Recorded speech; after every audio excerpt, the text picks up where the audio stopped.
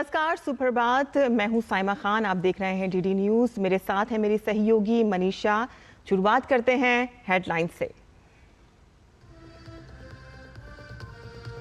प्रधानमंत्री नरेंद्र मोदी की श्रीलंका यात्रा का आज अंतिम दिन।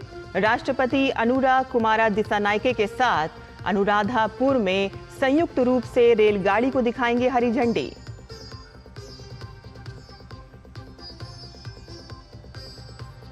प्रधानमंत्री नरेंद्र मोदी आज तमिलनाडु को देश के पहले वर्टिकल लिफ्ट समुद्री पुल पंबन रेल पुल का देंगे उपहार। रामेश्वरम और तांबरम के बीच नई ट्रेन सेवा को दिखाएंगे हरी झंडी।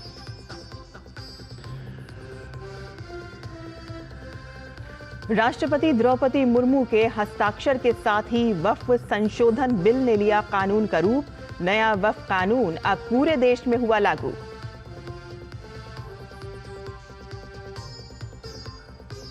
केंद्रीय मंत्री अमित शाह आज गुजरात में कई विकास परियोजनाओं का करेंगे लोकार्पण। तो वहीं जम्मू कश्मीर में भाजपा विधायकों व पद अधिकारियों के साथ करेंगे बैठक।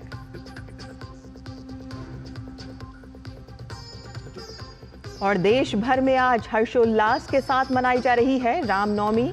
राष्ट्रपति द्रौपदी मुर्मू ने दी शुभकामनाएं। देशवासियों से श्री राम के आदर्शों पर चलने का आग्रह।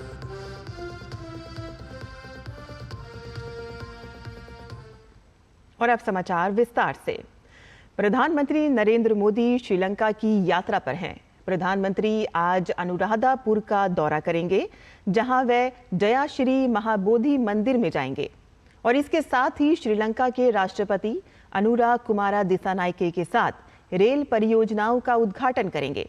और इससे पहले कल प्रधानमंत्री नरेंद्र मोदी को श्रीलंका सरकार ने देश के सर्वोच्च नागरिक सम्मान श्रीलंका मित्र विभूषण से सम्मानित किया।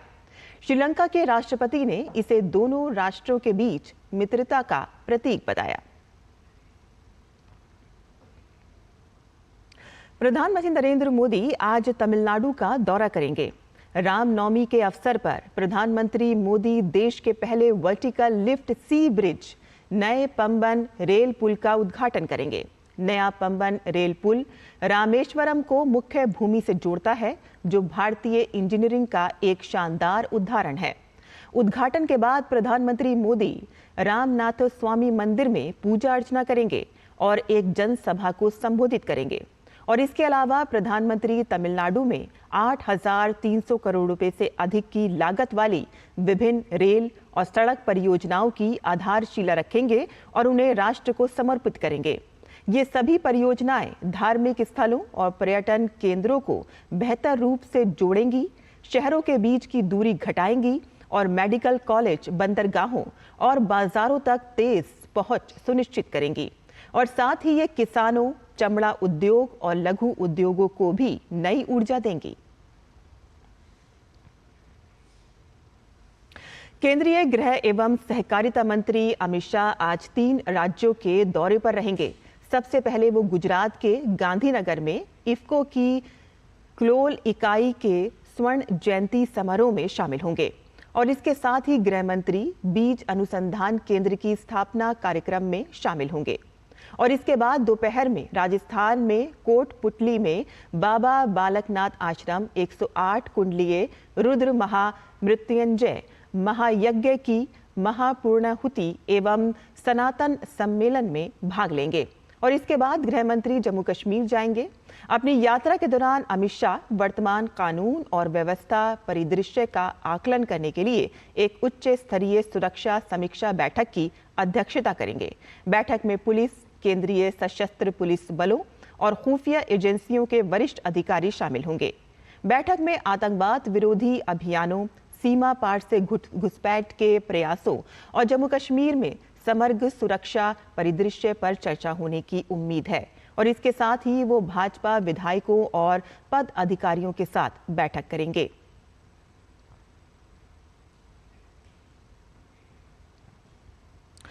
वक्फ संशोधन बिल अब कानून बन गया है। संसद से पास होने के बाद वक्फ संशोधन बिल को राष्ट्रपति के पास भेजा गया था, जिसे राष्ट्रपति की मंजूरी मिल गई है। राष्ट्रपति द्रौपदी मुर्मू के हस्ताक्षर के साथ ही वक्फ बिल अब कानून बन गया। भाजपा आज अपना 46वां स्थापना दिवस मना रही है। इस अवसर पर भाजपा के राष्ट्रीय अध्यक्ष एवं केंद्रीय मंत्री जगत प्रकाश नड्डा आयोजित कई कार्यक्रमों में शिरकत करेंगे।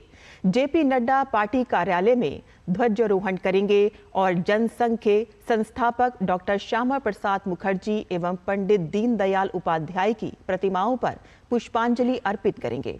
इस दौरान जेपी नड्डा बूथ कार्यकर्ताओं से सीधा संवाद करेंगे।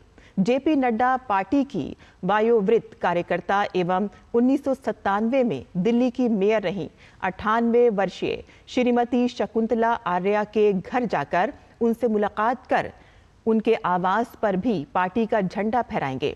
इस दिन देश भर में विभिन्न कार्यक्रमों के माध्यम से पार्टी की विचारधारा, इतिहास और योगदान को स्मरण किया जाता है। राष्ट्रपति द्रौपदी मुर्मू पुर्तगाल और स्लोवाकिया की यात्रा पर जाएंगी।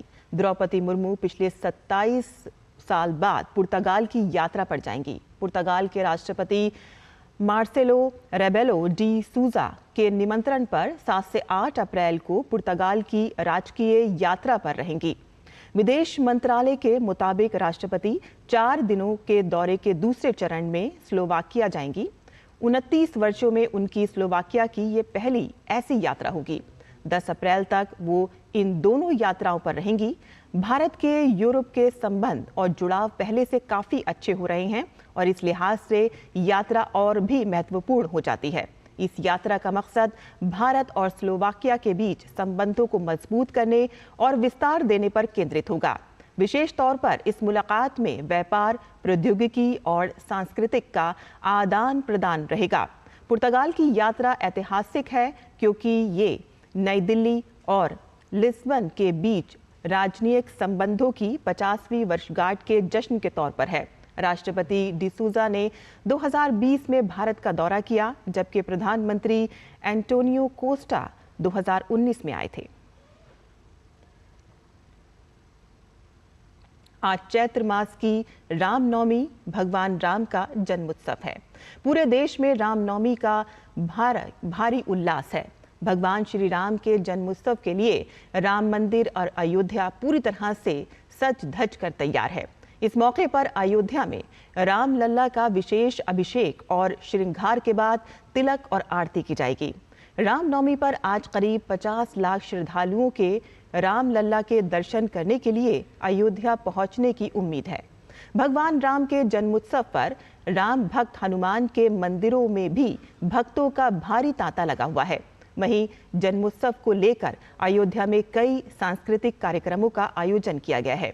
रामनवमी को लेकर प्रशासन ने सुरक्षा के पुख्ता इंतजाम किए हैं और इसके अलावा देश विदेश में भी राम लल्ला के जन्मोत्सव का भारी उल्लास छाया हुआ है। भगवान की विशेष कृपा और आशीर्वाद पाने के लिए श्रद्धालु सुबह से ही मंदिर पहुंच रहे हैं और साथ ही इस मौके पर श्रद्धालु सरयू नदी में पवित्र डुबकी भी लगा रहे हैं।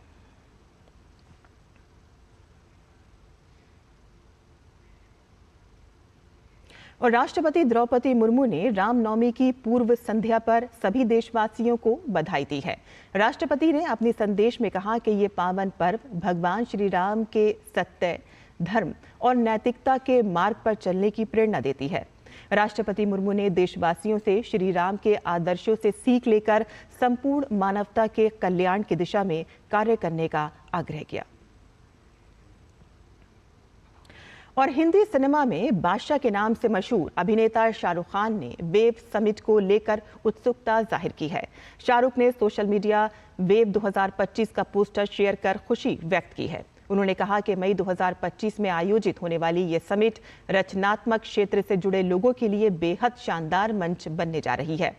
सूचना एवं प्रसारण मंत्रालय के तत्वाधान में आयोजित वेव समिट दुनिया भर के रचनात्मक लोगों को एक प्रभावी मंच प्रदान करेगी।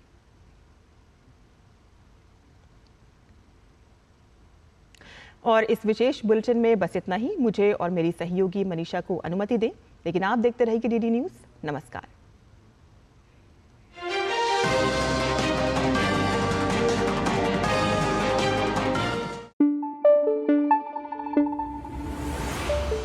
Thank you.